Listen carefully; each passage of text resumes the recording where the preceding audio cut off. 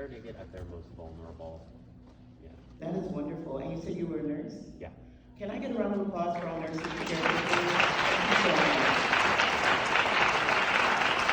For those of you in the back who may not have heard, our friend was talking about the shower scene and some of the vulnerability that comes in both being entrusted with, a person at their most vulnerable, and also wondering how much you should share of yourself, which I think is such a wonderful pivotal moment in scene 5. And so, do we have any others before I move on? When she says, I was supposed to be Lynette, that was very powerful as, the daughter of immigrants and the first one to go to college and things, the weight that's put on your shoulder. Yes, that's wonderful. Yes, being the net, being the person who's a first-gen immigrant, being the first to go to college, being a first in that pressure, on top of knowing that you have to provide for a sick family member is an experience that's not really unique, but incredibly hard on the people who have gone through that. Did I see someone in the back? I thought I saw a hand. Okay, great. So, a personal, did I miss one? Go ahead. Can you stand up for me, please? Thank you.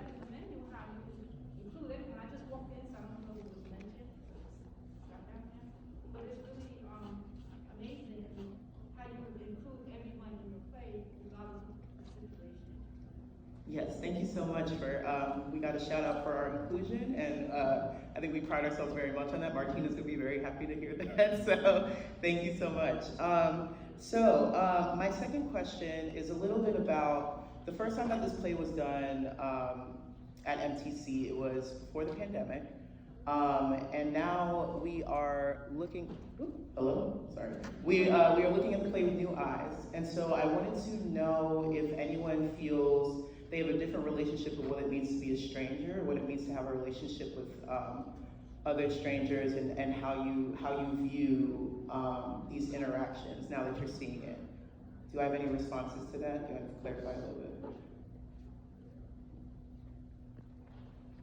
Healing can happen in so many ways. Mm-hmm. When you open up your channels to everything in the universe, from music to people that you interact with day to day. Mm-hmm. My mother and my dad were both disabled, and I took care of them for many years.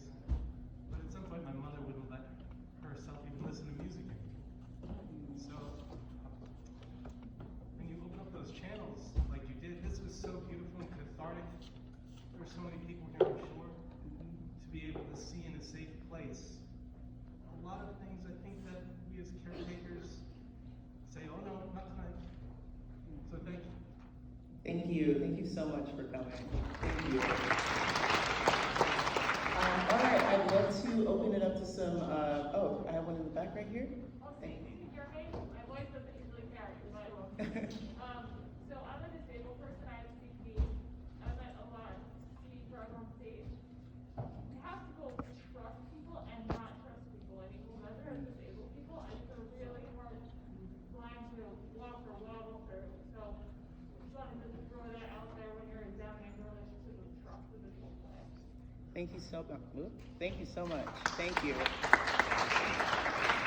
All right, so I wanted to open the floor for any questions about our process, our challenges, or anything in general that you have any questions about. Do we have any questions? Could you tell a little more about the playwright? Yes, Martina is a force, so I definitely can tell you about her. Martina had a lot of experience as a caretaker for writing this show.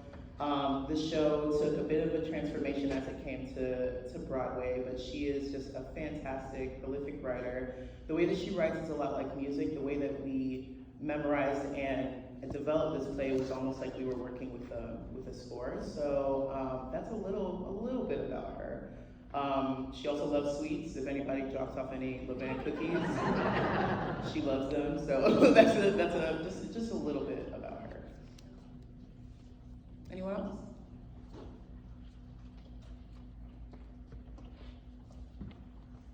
Why did you write this play?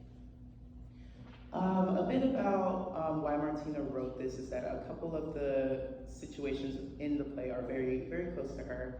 And she wanted to cover something that she says very explicitly. The reason that the title of Cost of Living is not romantic is very much on purpose. It is not just about the romantic threads, and it is actually about what it actually takes for survival, and what we sacrifice, what we push forward for, the way that we need other people was a big part of how she came about writing this play. So that was part of it, yeah. Anyone else? Oh, I'll get you next. Yeah. I don't know if this fits into any category of your questions. I just want to say, it was such exquisite writing and such great acting.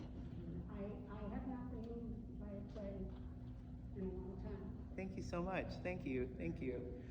I have one more in the back. For casting purposes, how much of a range of disabilities can the script accommodate? Can you repeat your question, please?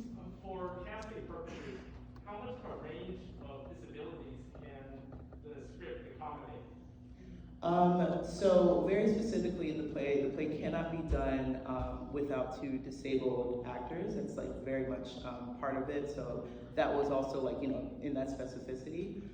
In terms of mobility, there is not as much specificity in that aspect. We have a range of different, we have a wonderful understudy with different things happening. So in terms of the script, the biggest indicator is that you cannot do it with people who are not disabled, but the range is bigger. So, anyone else? I saw another hand. Yeah. Hi.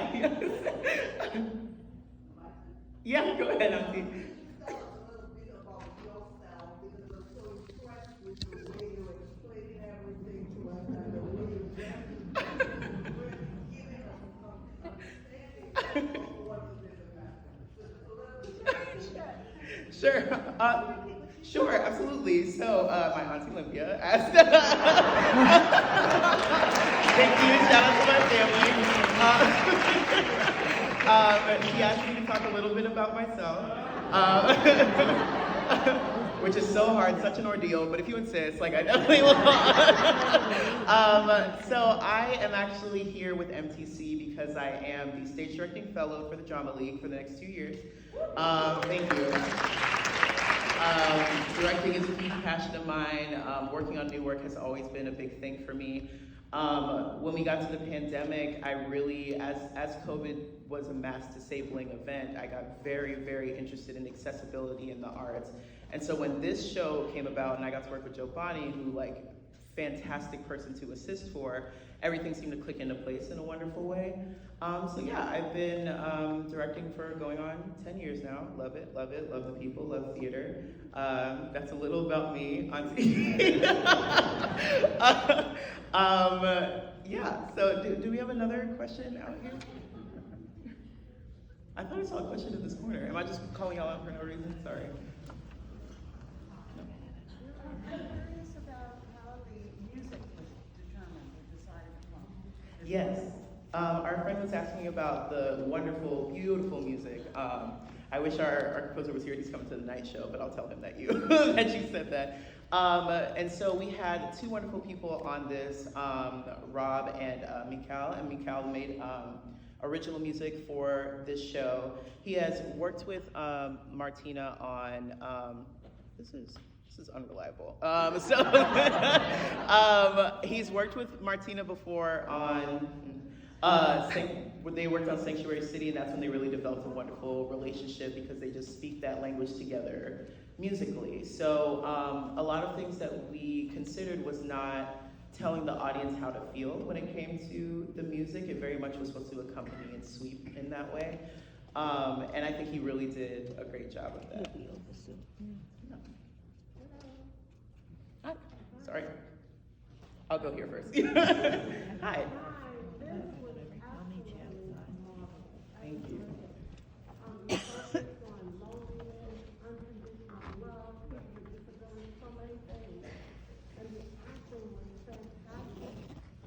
I loved the set. I thought the set was amazing. Yes. I just wanted to know what was the, thought or the creative process behind the set. Absolutely. Our friend was asking about the set and what was some of the creative process around that. So, shout out to our set designer, Wilson Chin. Wonderful man. So this was the same set essentially from when this was done at City Center. A big thing about Martina, another fun fact, Martina hates sets. Like Sanctuary City, there's nothing on stage. So something that was suggestive and minimalist also fit with the beautiful way that Joe directs as well. And it was all about how this is also a representation of the time going forward, going backwards within the play. That was a big part of it, but not to the point of a big elaborate set where we don't get to imagine at all. So that was a big part of it. I have one more over here and then I'll come back to you. My friend over here, I don't know. Did he leave? Oh, okay. Okay, sure, yeah. That's all right, thank you. It's obvious that everybody, a lot of the comments have applauded the intimacy and the trust, and I'm curious what the process was in the rehearsal room as to how to build trust between actors, the directors, and everybody in the stuff. Yes, that's a wonderful question. So our friend asked about the process in building the intimacy in the relationships, and like, you know, there's a lot of different intricate things. I don't know how many plays that I've experienced where an actor has to fully bathe someone while continuing the lines and like getting everything together. So yeah, shout out to Carrie Young. Like, I just think she's so good. So part of the process that was very interesting is that some of us were new to this production, the Broadway production, and some, like Greg and Katie, have been with it for a couple different iterations. So part of the folding in process was like meeting everyone at the same level. There was no, oh, if you've been here before, you get to have any kind of say over whoever. And so building up the shower scene in particular was just so minute and going down step by step by step and really explaining both, like, you know, the limitations of the body where, you know, you're working with an actor with CP, and also like the limitations that the character has was something that we had to think of when building this story. But it very much was a process where everybody was involved and everybody had pointed out the difference and importance of the different parts of it. So I would say that it was a process that went layer by layer by layer to get more and more and more intricate. And that goes as well for like even the turning of the turntable. It got faster and faster as we started to like really start getting our bearings on it and things. So that's kind of how the intimacy worked. Yes. So, to add to the shower scene, I was a nurse, and in nursing school, we do learn how to bathe patients, and it was amazing to see that did you guys have training for this? This is exactly how you teach a professional to bathe a patient at home. Yes, we had a movement. Our friend asked about our very accurate washing of our actor Greg Mugzala in scene 5, and we did have a movement coordinator. His name is Tom Shaw. He's wonderful. You can also see his work next door at the piano lesson. And he was there every step of the way to make sure that Kara was not injuring her back, lifting him out of the scene, and truly down to every process. And Greg was helpful in that way as well because he's done it with, you know, he's been washed by several women at this point. So, so he was helpful in that way. So that was definitely how he got it. I think I have time for like 2 more questions. So you had one, friend? Yeah, you can go ahead. Yes, you. What, if any, significant changes were made to the play or the staging from when it was at stage 2 at City Center, which is tiny? Mm-hmm. Yeah, absolutely. So the question was about some of the changes that have been made now that we've gotten to this stage. So one of the major changes was this stage is not as wide as the other one, so there was some tweaking that had to happen now that all the set pieces were a little closer together. Another change that we had 2 new actors, so there were times where old things were referenced, but blocking wise, a lot of this is super, super new. And then we had some line changes, which felt really special. Alexa Stop is new. I don't know if anybody has seen a previous iteration, but yeah, Jeff Bezos made his way into the play. So, so those are a couple of different changes. One more question? Yes. You talked about that you started this pre-pandemic, and I'm wondering, you had asked us about connection and pandemic. I'm wondering for the cast and the director and the pandemic and the sense of loss and disconnection. Did it change anything in the play? And also, many of us are like, oh, COVID's over, and the disability community is like, no, it's still here for us, because of the vulnerabilities. Is that something that you're talking about as a cast or group? I'm just curious. Yes, absolutely. So our question was about if the cast felt differently after experiencing COVID. Did it kind of affect how we developed this play? And it absolutely did. The play is set in, I believe, 2017. That's kind of, but we did not go, oh, because of that, like COVID never existed. Like it's very much a part. We still test 3 times a week, like when we come in, and that was always part of the conversation. And yeah, so something that I feel so grateful to had worked with Greg and the others, because there was so much conversation about one of the biggest detriments in the conversations about disability is invisibility.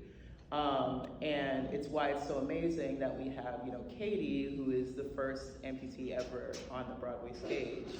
And